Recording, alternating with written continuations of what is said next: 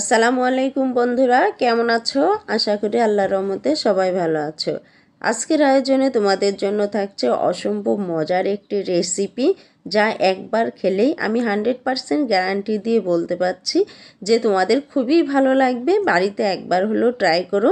এখন বৃষ্টির মৌসুমে কিন্তু করমচা পেকে ডুমো ডুমো।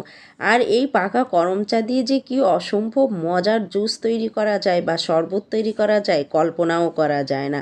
আর এর কালার ফ্লেভার এত অসাধারণ, আগে কিন্তু আমি নিজেও বুঝিনি, তাই তোমাদের সাথে শেয়ার করলাম। তো চলো বন্ধুরা, দেখে নেওয়া যাক কীভাবে তৈরি করেছি এই জুস।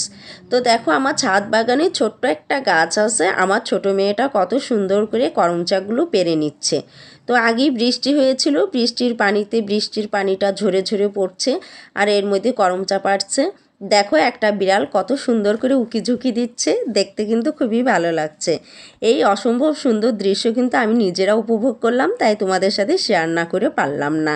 তো বন্ধুরা দেখো, আমার মেয়ে কিন্তু অনেকগুলো করমচা পেরে নিয়েছে। আর করমচার মধ্যে সাদা সাদা অনেক কষ লেগে থাকে, তো এগুলো ধুয়ে পরিষ্কার করে নিতে হবে।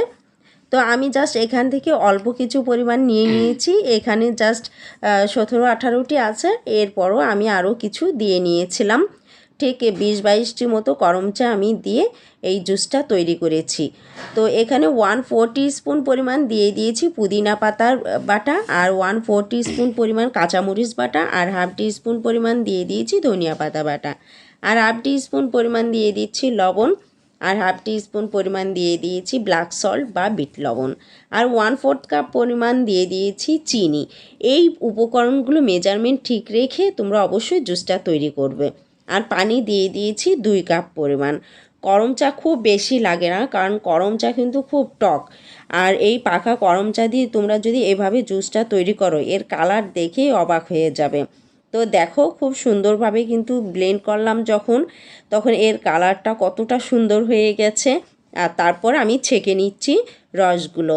তো ছেঁকে নেওয়ার পর দেখতেই পাচ্ছ এর লাল রং এক অদ্ভুত রং ধারণ করেছে। তা দেখেই কিন্তু লোভ লাগছে। আর আমি কিন্তু বন্ধুরা গ্যারান্টি দিয়ে বলতে পারছি, তোমরা যদি এভাবে এই শরবতটা তৈরি করে খাও, তাহলে দেখবে দামি দামি ফলও কিন্তু এর কাছে হার মেনে যাবে। তাছাড়াও করমচাতে আছে প্রচুর পরিমাণে ভিটামিন সি, যা আমাদের শরীরে অত্যন্ত প্রয়োজনীয়। আর এর অনেক গুণ রয়েছে, যা ভাষায় প্রকাশ করা যাবে না। তো বন্ধুরা, তোমরা এভাবে দেখো জুসটা তৈরি করে খাও। আমি ডেকোরেশনের জন্য দেখো কিভাবে সুন্দর করে সাজিয়ে দিয়েছি। এভাবে বাড়িতে যদি তোমরা একটা পার্টি করো, তাহলে কিন্তু একদম জমে যাবে। তো বন্ধুরা, দেখতেই পাচ্ছ, আশা করি তোমাদের কাছে জুসটা খুবই ভালো লেগেছে। যদি ভালো লেগে থাকে তাহলে ফ্যামিলি এবং ফ্রেন্ডদের সাথে শেয়ার করতে ভুলবে না।